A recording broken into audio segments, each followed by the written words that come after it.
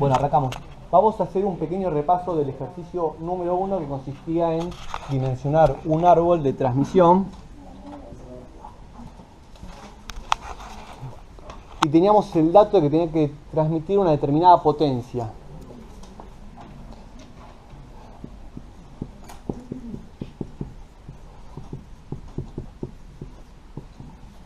$20 HP era la potencia.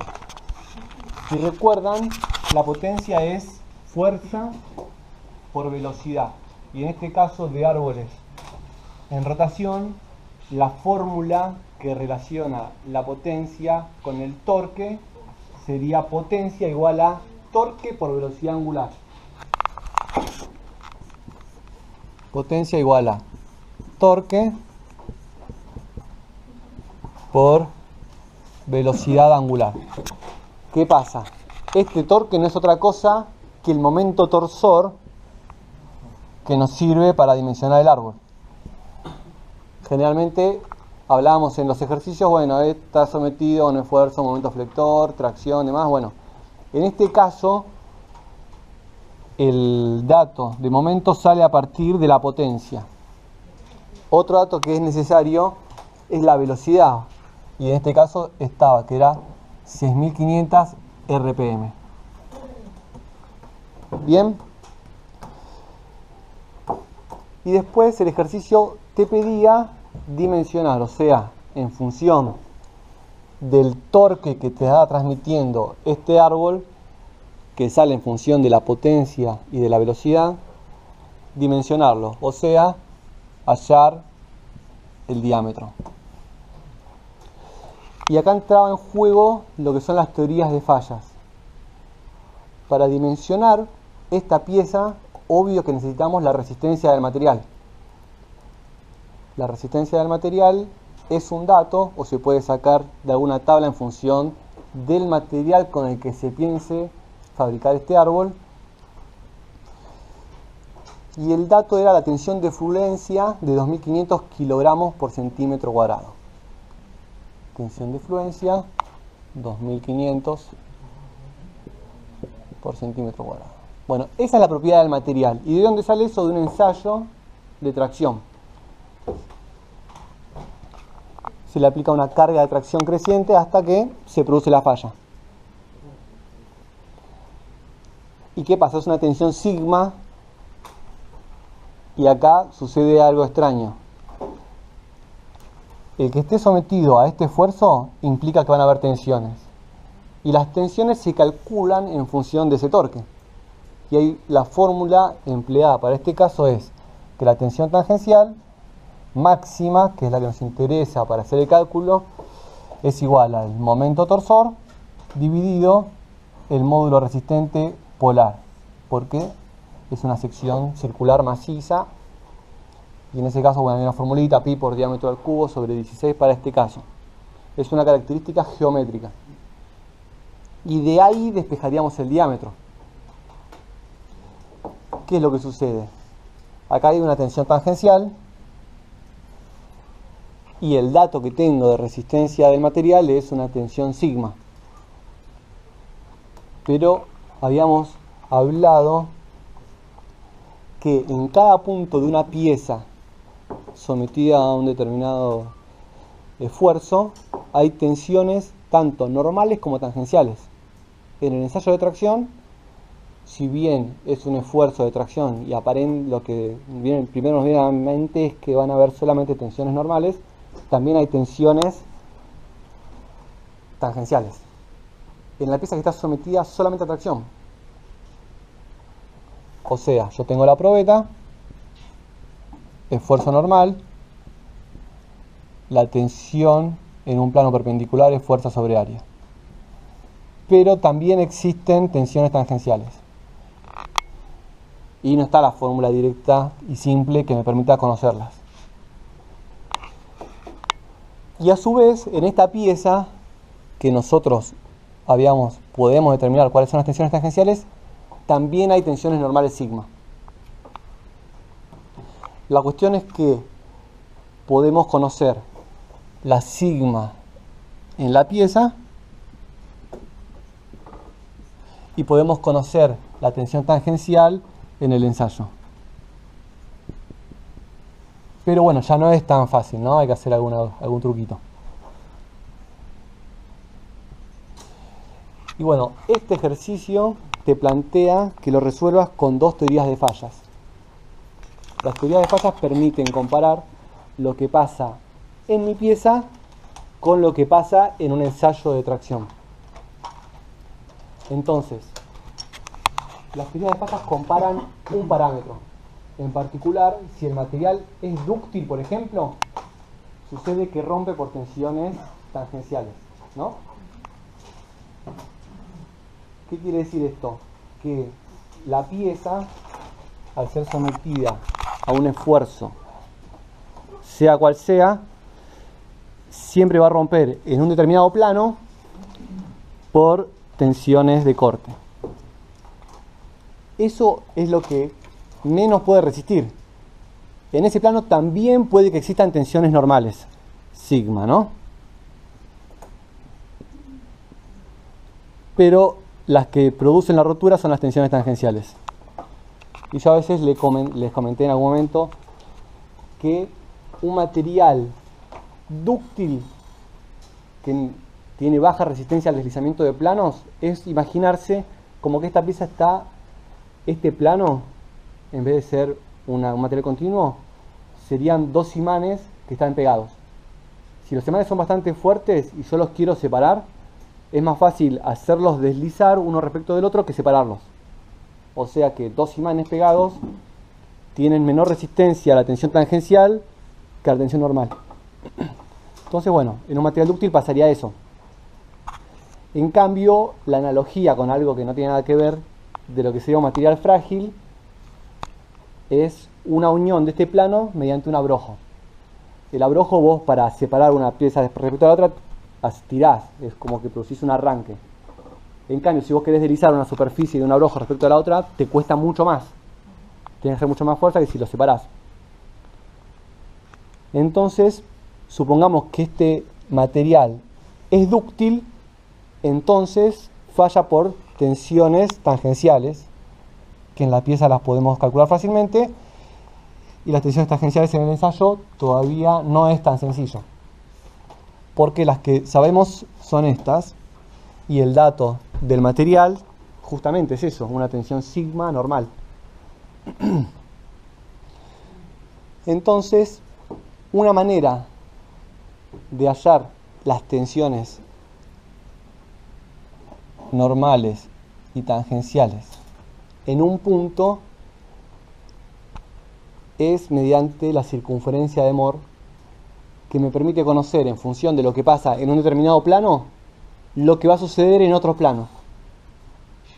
Si yo tengo los datos de las tensiones en dos planos perpendiculares, mediante la circunferencia de Mohr, que es un método gráfico, o mediante alguna ecuación, puedo llegar a conocer las tensiones en otro plano.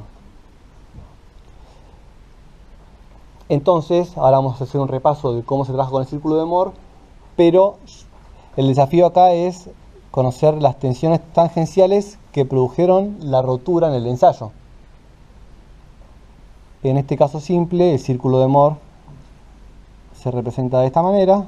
Acá tenemos tensiones sigma, tensiones tau de corte, y tenemos un punto que es una tensión principal, la tensión sigma máxima o de fluencia, que soportó la pieza en el ensayo. Y esa tensión, si es la de fluencia, justamente es el dato.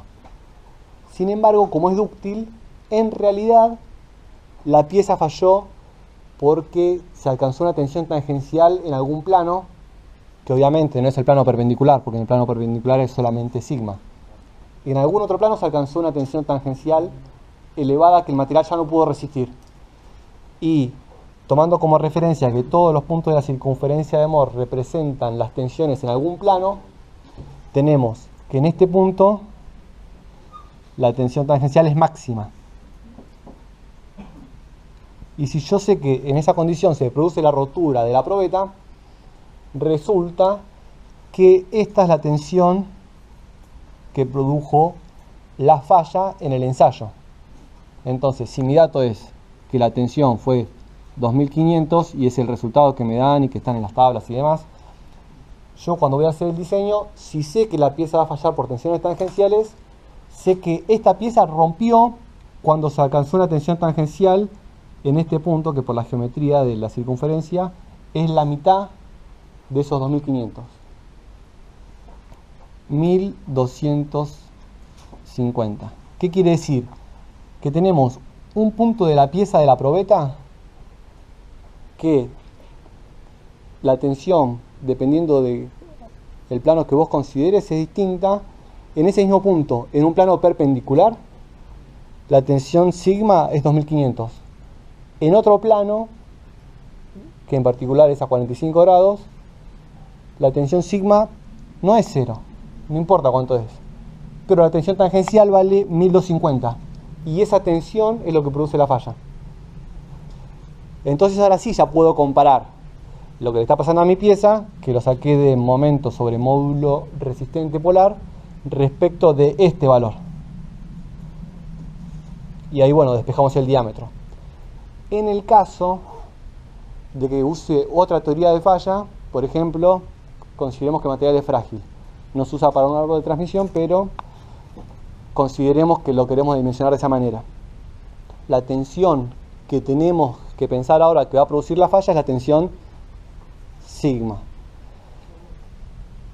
El resultado del ensayo ya lo tengo en sigma, listo, ya está. Lo tengo que comparar este sigma con lo que le pasa a mi pieza.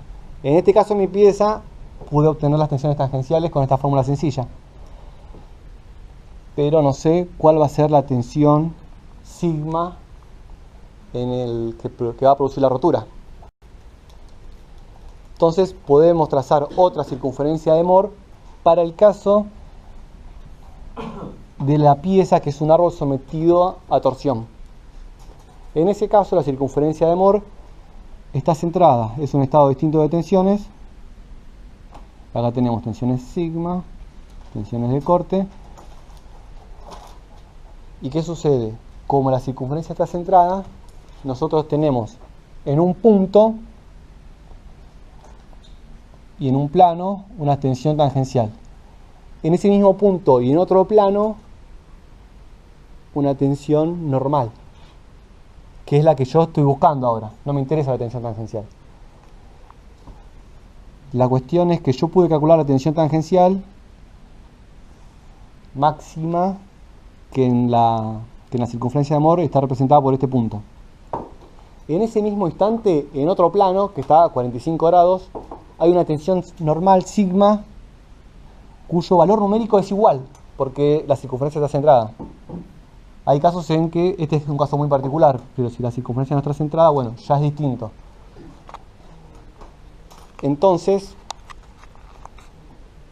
la tensión de la pieza, en este caso en particular, y nada más que en este caso, porque la circunferencia está centrada, la tensión sigma va a ser igual a la tensión tangencial, que es igual a momento torsor sobre módulo resistente polar. Sí. Es por la inclinación, el ángulo del plano. Vos en aquel caso, el tau máximo lo tenés a 90 grados en el círculo de Moore, entonces decís que el plano en la pieza está a 45 grados. Sí, si yo me voy de este punto hasta este punto, en la pieza implica ir desde un plano perpendicular hasta un plano que esté a 45 grados. ¿Y en el otro caso? Y en el otro caso, ¿Cómo se leen los ángulos? lo mismo. No, lo mismo. Yo estoy en este punto. Y es la tensión tangencial que tengo en un plano perpendicular, porque es lo que yo pude determinar mediante esta fórmula. Olvidemos la tensión. Acá el plano perpendicular. En el plano perpendicular, como vos la estás torsionando, hay tensiones de corte. Y la tensión tangencial Es como que el cero, tiene un valor. El 0 grados está en la vertical ahora. En realidad, un plano. Ponerle que esta es tu referencia, bueno, ahí sí son 0 grados. Ahora, vos querés ver qué pasa en otro plano. En la circunferencia de Moore decís, bueno, ya está, encontré que este punto tiene una tensión normal alta. Entonces quiero comparar ese valor con el valor del ensayo de tracción. Numéricamente es lo mismo. La ubicación del plano, acá hay 90 grados, vos recorres la circunferencia a un cuarto de vuelta, implica que en la pieza en realidad el plano real es este, 45 grados. Entonces, a 45 grados, en un árbol de transmisión, se produciría la falla debido a tensiones sigma. Sabrina. ¿Cómo sabemos si está centrado? Lo sé porque soy de profe. Sigma tangencial. Ahora vamos a hacer una explicación de cómo se construye el círculo de Moore a partir de los datos que tenemos. Pero vos a raíz de eso vos dijiste no, porque acá está centrado. ¿Qué es lo que te hizo ver que estaba centrado? Porque yo no me di cuenta. Que esté centrado es debido a que la circunferencia de Moore se construye a partir de los datos de dos planos. Tenemos un cubito, ponele.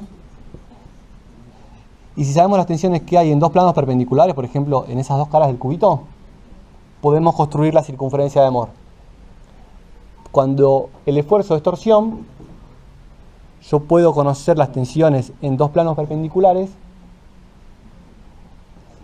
Mediante esta fórmula tengo la tensión tangencial en este plano, que sería el plano normal a la pieza, y las tensiones sigma son 0. Entonces, bueno, ahora vamos a repasar un poquito cómo es la construcción. Pero yo pude construir en la circunferencia este punto, que es el dato que yo tengo. 2250. No, yo puedo saber cómo va a ser la forma del círculo a partir del conocimiento de dos planos perpendiculares. En este caso, esta fórmula me permite saber lo que pasa en ese plano. Todavía no tiene ese 1250, porque esa es la propiedad del material. Entonces, si el material me soporta 2500 de sigma, va a romper por sigma, porque yo te digo, bueno, eso es lo que le jode. Entonces, la circunferencia de la pieza torsionada es esta, que puede ser más grande o más chico en función de cuánta carga yo le aplique. Pero en todo caso, lo que yo sé, que si el límite es 2500 y ahí se rompe, quiere decir que este círculo podría crecer hasta que toca en abscisas los 2500. Entonces, esa es la condición de falla del árbol.